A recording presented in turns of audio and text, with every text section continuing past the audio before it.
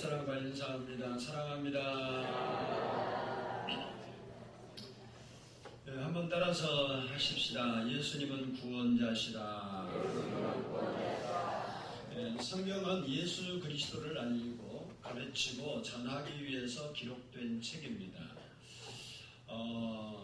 특별히 성경 66권을 책별로 보면 예수님에 관한 말씀을 직접 한 성경책도 있고 또 간접적으로 예수를 이야기한 책도 있습니다. 그러나 분명한 것은 간접적이든 직접적이든 성경은 예수 그리스도를 이야기하고 있다는 것입니다. 그리고 예수 그리스도를 이야기한다고 할 때 그 내용은 예수님의 탄생과 고난과 십자가와 부활과 그리고 승천과 재림으로 구성되어 있습니다. 특히 초대교회 성도들, 당시에 복음을 전한 사람들, 베드로나 바울의 전한 메시지를 보면 그 메시지의 중심이 항상 예수 그리스도였습니다. 예수를 통한 구원에 대한 말씀을 증거한 겁니다. 오늘 사도행전 16장의 말씀도 예외가 아닙니다. 감옥에 갇혔던 바울과 실라가 하나님이 베푸신 기적으로 옥문이 열리고 그리고 사람들이 추록한 사건이 있었는데 이들이 감옥에 갇힌 이유가 뭐냐? 바로 복음을 전하다 갇히게 된 겁니다. 지금도 회교국가나 공산국가에서는 마음대로 길거리나 공공장소에서 전도할 수가 없습니다. 공산주의나 회교국가에서는 공개적으로 선교하는 것을 금하고 있기 때문에 그렇습니다. 오늘 본문에 바울과 실라도 복음을 전하다가 억울하게 누명을 쓰고 감옥에 갇히게 되었습니다. 매를 맞고 죄명도 모른 채 갇히던 그날 밤 옥문이 열리고 그리고 묶인 것이 풀어지는 기적이 일어났습니다. 그런데 아주 중요한 사실은 기적이 언제 일어나느냐? 찬송과 기도할 때 일어났다라는 것입니다. 사도행전 16장 25절을 보면 한밤중에 바울과 실라가 기도하고 하나님을 찬송하며 죄수들이 듣더라 그랬습니다. 그날 밤 그들이 감옥에 갇히게 되었고 그리고 늦은 밤이 되었을 때 그들은 하나님께 기도하고 찬송했습니다. 그 소리가 깊은 밤 그 감옥에 죄수들이 있는 그 감옥에 메아리 쳤고 그 속에서 있는 모든 사람들에게 바울이 기도하는 소리와 찬송하는 소리가 들렸습니다. 아주 중요한 사실은 죄수들이 이 소리를 들었지만 사실 오늘 본문을 보면 이들이 기도하고 찬송하는 소리를 하나님이 들으셨다는 겁니다. 그래서 우리가 하는 기도는 헛소리가 아니에요. 기도는 하나님이 들으시는 소리입니다. 찬송 역시 헛소리가 아니에요. 찬송 역시 하나님이 들으시는 소리라는 것입니다. 그래서 우리가 찬송하고 기도하는 것은 아주 매우 우리 생활 속에서 소중하고 위대하고 힘이 있는 거예요.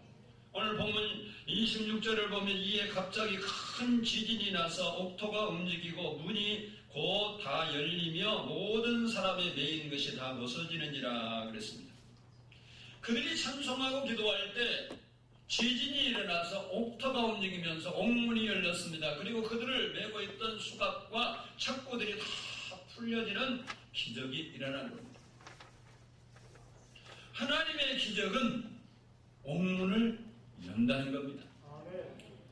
하나님의 기적은 닫힌 문을 연다는 거예요.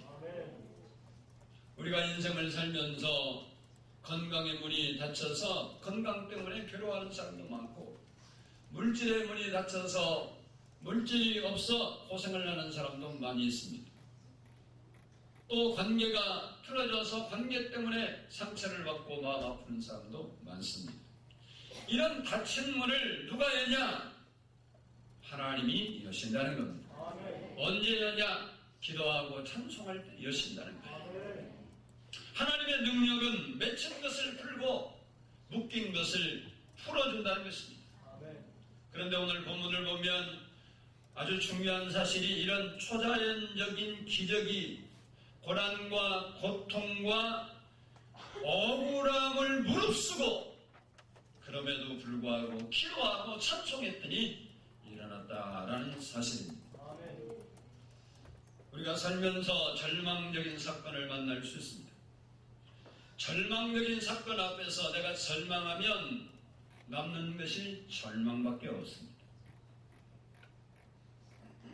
우리가 살아가면서 어려움을 당합니다. 그 어려움을 묵상하고 그 어려움을 되씹으면 우리에게 남는 것이 뭐냐? 어려움이라는 것밖에 없어요. 우리가 인생을 살면서 나는 불행하다, 난 왜 이럴까라고 늘 그 말을 되씹고 거기에 머물러 있으면 그 사람은 인생에 남는 것이 불행이라는 것밖에 남지 않습니다. 그러나 절망적인 사건 앞에서 절망하지 아니하고 기도하고 찬송하면 기적이 일어나는 것입니다. 우리에게는 절망할 자유도 있고 희망할 자유도 있습니다. 감사할 자유도 있고 불평할 자유도 있습니다. 기도할 자유도 있고 근심할 자유도 있습니다. 찬송할 자유도 있고 원망할 자유도 있습니다. 우리는 이 두 가지 문제를 선택할 자유 또한 우리에게 있습니다. 그러나 그 선택의 결과는 전혀 다른 하늘과 땅처럼 차이가 있다는 사실입니다. 우리가 예수를 믿는 현명한 그리스도인이라면 우리는 희망을 선택하고 감사를 선택하고 기도를 선택하고 찬송을 선택해야 합니다. 오늘 본문 말씀을 보면 감옥에 갇혔던 바울이 지키던 간수와 그 가족들에게 전한 복음의 내용이 오늘 같이 읽은 31절로 34절에 기록이 됐습니다. 이 말씀을 좀 더 살펴보려고 합니다. 먼저는 따라서 합시다. 주 예수를 믿으라. 오늘 본문 31절을 같이 한번 읽어보겠습니다. 시작. 아멘. 이것은 복음의 핵심입니다. 요한복음 3장 16절에서도 예수님께서 친히 하나님이 세상을 이처럼 사랑하사 독생자를 주셨으니 누구든지 저를 믿으면 멸망치 않고 영생을 얻게 하려 하심이니라. 그리고 오늘 본문에서 바울은 주 예수를 믿으나 그리하면 너와 내 집이 구원을 받으리라 라고 말을 하고 있습니다. 이 주경학자들은 이 구절을 가르쳐서 구원의 가능성과 연쇄성을 밝혀준 구절이라 그렇게 설명을 합니다. 다시 말하면 예수를 믿으면 누구든지 구원받을 수 있는 가능성이 있다는 것이고, 그리고 나와 내 가족이 연쇄적으로 구원받을 수 있다라는 것을 밝혀주는 설명하는 구절이라는 겁니다. 여기에 있는 여러분도 마찬가지지만 처음부터 온 가정이 예수 믿기는 쉽지 않죠. 그러나 그 가정에 한 사람이 예수를 믿기 시작하면 그 사람의 믿음이 바로 서게 되면 온 가족이 구원을 받습니다. 이런 연쇄적인 구원 현상이 일어난다는 사실입니다. 미국을 가는 길은 여러 갈래입니다. 일본을 경유해서 갈 수도 있고 홍콩이나 태국을 거쳐서 갈 수도 있습니다. 또 비행기도 하나밖에 없는 게 아니에요. 아시아나도 있고 또 대한항공도 있고 일본 국적의 항공, 미국 국적의 항공, 또 중국 많은 비행기들이 있습니다. 배를 타고 갈 수도 있고 또 그것도 모자라면 군인들은 초음속 비행기를 타고 미국에서 위해서 한국 오기도 합니다. 그런데 아주 중요한 사실 하나는 미국에 들어가려면 미국에 입국할 수 있는 입국 비자가 있어야 합니다. 비행기를 어떻게 타서 미국 땅에 공항에 내렸다 해도 미국 땅을 밟아도 여권에 입국 비자, 즉 사진이 있어야 돼요. 그게 없으면 안 돼요. 우리가 이 땅에 살면서 구원받고 천국 갈 수 있는 길은 딱 한 길밖에 없습니다. 그것은 예수 그리스도를 믿는 것입니다. 어떻게 믿어야 하느냐? 바로 예수님이 나를 위하여 십자가에 죽으심으로 나의 죄를 사해 주시고 나를 죄에서 구원하셨다는 사실을 믿는 것입니다. 이렇게 믿어야 구원받고 천국 갈 수 있다고 증언하고 있는 것이 성경이고 가르침입니다. 예수님은 나를 위해 십자가에 죽으셨습니다. 예수님은 내 죄를 대속해 주셨습니다. 예수님은 나의 구세주가 되셨습니다. 나는 그 예수를 구주로 믿습니다. 나는 예수님을 믿어 구원받았습니다는 고백이 일어나야 돼요. 오늘 본문의 간수와 그 식구들에게 바울이 주 예수를 믿으라 그럽니다. 우리가 예수 믿어야 우리에게 소망이 있습니다. 예수 믿은 바울은 절망적인 사건 앞에서도 소망이 있었습니다. 예수 그리스도를 우리 마음에, 우리 인생에 받아들일 수 있는 여러분 되기를 축복합니다. 두 번째는 오늘 본문 말씀 보면 구원받고 난 후에 삶의 태도를 한번 볼 필요가 있습니다. 34절을 같이 한번 읽어보겠습니다. 34절 시작. 그들을 데리고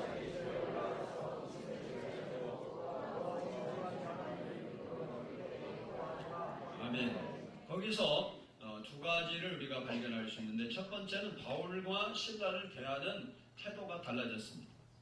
바울과 신라는 감옥에 갇힌 죄수들이었고 간수는 그들을 감시하고 지키는 사람이었습니다. 그렇기 때문에 사적인 접촉이나 그리고 특별 대우를 해서도 안 되는 거예요. 근데 오늘 본문 말씀 보면 그가 예수를 영접하고 난 후에 바울과 신라를 대하는 태도가 전혀 달라졌습니다. 그는 자기에게 예수를 알게 하고 예수를 전해준 바울을 예수님 대하듯 대접한 겁니다. 그의 삶과 생각과 말이 다 달라졌어요. 우리가 예수 믿고 은혜를 받으면 일상 용어가 달라지는 겁니다. 은혜의 말을 쓰고 감사의 말을 쓰고 그리고 할렐루야 아멘으로 바뀌는 거예요. 태도 또한 바뀌게 됩니다. 겸손해지고 부드러워지고 평안해집니다. 그런데 가끔 그렇지 않는 경우가 있습니다. 예수를 믿은 지가 오래되고 직분을 맡고 그리고 책임자가 된 후에 행동과 말이 거칠어지고 그리고 그의 성격이 나쁜 쪽으로 변화되는 사람들이 가끔 있습니다. 그것은 신앙 형성이 잘못된 겁니다. 간수 일행을 보면 죄수 일행을 자기 집으로 초대를 하고 매맞아 상처난 자리를 씻어주고 그리고 음식을 대접하는 등 지극한 정성으로 대접하는 것을 볼 수 있습니다. 이것은 요한일서 4장 20절에 나오는 말씀이 이런 말씀이 있습니다. 누구든지 하나님을 사랑하노라 하고 그 형제를 미워하면 이는 거짓말을 한 자니 보는 바 그 형제를 사랑하지 아니하는 자는 보지 못하는 바 하나님을 사랑할 수 없느니라. 형제 사랑은 주님 사랑의 표시라는 겁니다.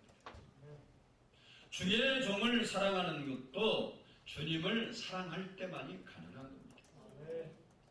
여러분이 예수를 믿고 신앙생활하면서 나와 감정이 좀 다르고 생각이 다르고 신앙의 형태가 다르다고 미워하고 원망하고 마음에 악을 품으면 안 되는 거예요. 오늘 본문의 말씀처럼 보이는 형제를 사랑하지 못하면 보이지 않는 바 하나님을 사랑할 수 없느니라 라고 했습니다. 오늘 본문의 간수는 바울과 신라를 만나면서 예수를 알게 되고 예수를 자기 구주로 영접하게 된 후에 변화된 삶이 일어난 겁니다. 말하기는 우리가 예수 믿는 사람으로 변화된 삶을 살아야 될 줄로 믿습니다. 여러분의 부정적인 언어, 잘못된 언어들이 긍정적인 언어, 믿음의 언어, 감사의 언어, 은혜의 언어로 바뀔 수 있기를 원합니다. 우리의 태도들이 교만하고 변덕스럽고 믿지 못한 그런 태도에서 겸손하고 부드럽고 안정된 태도로 바뀌어야 될 줄로 압니다. 둘째는 따라서 하겠습니다. 크게 기뻐했다. 오늘 본문 34절 마지막 부분을 보면 그와 온 집안이 하나님을 믿음으로 크게 기뻐하니라 그랬습니다. 믿고 구원받고 난 두 번째 현상이 뭐냐면 본문 보니까 기쁘다, 평안하다, 행복하다, 좋다 뭐 이런 것이 구원받은 결과예요. 우리가 정말 예수 믿고 구원받으면 이런 마음이 내 안에 오는 거라. 그러면 이 마음이 안 왔다 그러면 우리는 다시 한번 살펴볼 필요가 있습니다. 그런데 주목할 사실은 오늘 본문에 보면 혼자가 아니고 온 집이 그렇게 됐다는 겁니다. 바울은 그들에게 어떻게 하면 좋냐고 물었을 때 주 예수를 믿으라 그리하면 너와 내 집이 구원을 얻으리라 라고 말씀했을 때 그 온 집안이 예수님을 믿고 믿음으로 그 집안에 큰 기쁨이 넘치게 되었다는 사실입니다. 우리는 여기서 온 집 그리고 온 가족이 더 나아가서 모든 가정이 행복해지고 평안해지고 살맛나고 좋고 웃고 기뻐할 수 있는 비결이 무엇인가를 발견할 수 있습니다. 그것은 벤처 사업에 성공해서 떼돈을 벌었기 때문이 아니었습니다. 주식에 투자해서 많은 돈을 벌었기 때문도 아니었습니다. 어떤 사람이 퇴직하고 난 후에 자기가 받은 퇴직금 몽땅을 주식에 투자했습니다. 예배 시간에도 핸드폰을 켜놓고 주식 등락표를 바라보고 있습니다. 주식이 올라가면 웃고 주식이 내려가면 한숨을 쉽니다. 기도하려고 눈을 감으면 주식 등락표가 오락가락해서 주여 한다는 소리가 주식 그리고 소리를 칩니다. 한 번은 어떤 날 찬송을 부르는데 가사가 주님을 섬기기로 나 작정했으니 라는 찬송 가사가 있는데 그 사람 입에서 나오는 고백은 뭐냐, 주식을 섬기기로 나 작정했으니 라고 나왔다는 겁니다. 주식이 우리의 재산을 증식하는 한 방편은 될 수 있습니다만은 주식이 내 삶의 주인이 되고 내 삶의 안방을 차지하고 주님의 자리를 대신하면 안 된다는 사실입니다. 그것이 우리가 기뻐하고 편안하고 행복한 길이 아니라는 겁니다. 성공하고 권력을 잡고 출세했기 때문도 아닙니다. 어떤 집은 남편이 회사를 경영하는데 그 회사가 코스닥에 상장되고 돈을 벌기 시작하면서부터 문제가 생겼습니다. 남편이 바람을 피우기 시작했고 아들, 딸 두 자녀가 있었는데 이 자녀들이 청바지를 찢어 입고 머리는 청천연색으로 물을 들이고 그러더니 가출이 점점점 잦아졌습니다. 그 부인은 화병으로 앓다가 결국 병원에 입원하게 됐습니다. 이 집은 성공과 치부와 출세가 오히려 화근이었습니다. 그들에게 그런 돈이 없었다고 한다면 그렇게 되지 않았을지 모릅니다.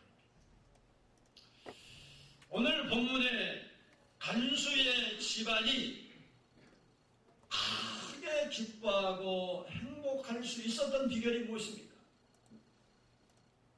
그것은 주 예수를 믿으라는 그 말씀대로 그들이 믿었으므로 크게 기뻐하니라 그랬습니다. 다시 말하면 믿었기 때문에 그렇습니다. 현대 가정의 위기가 무엇입니까? 믿음이 없기 때문입니다. 예수님을 구주로 모시고 고백하고 사랑하는 그 믿음만 회복된다면 오늘 우리네 가정도 기쁨 넘치는 가정이 될 수 있다는 사실입니다. 행복한 삶도 기쁘게 사는 것도 예수 믿고 예수와 함께 살아야 되는 겁니다. 예수를 떠나면 개인도 가정도 국가도 지옥이 되고 마는 겁니다. 그러나 내가 예수와 함께하면 때로 돈이 없을 수도 있고 건강이 부족할 수도 있고 모자란 것이 많이 있을 수도 있어도 초막이나 궁궐이나 하나님 나라가 될 수 있다는 겁니다. 다시 말하면 우리의 마음에 행복과 기쁨이 넘치는 삶을 살 수 있는 것입니다. 높은 산이 거친 들이 초막이나 궁궐이나 내 주 예수 모신 곳이 그 어디나 하늘나라. 할렐루야 찬양하세. 내 모든 죄 사함받고 주 예수와 동행하니 그 어디나 하늘나라. 우리 찬송 438장 한번 같이 드리겠습니다.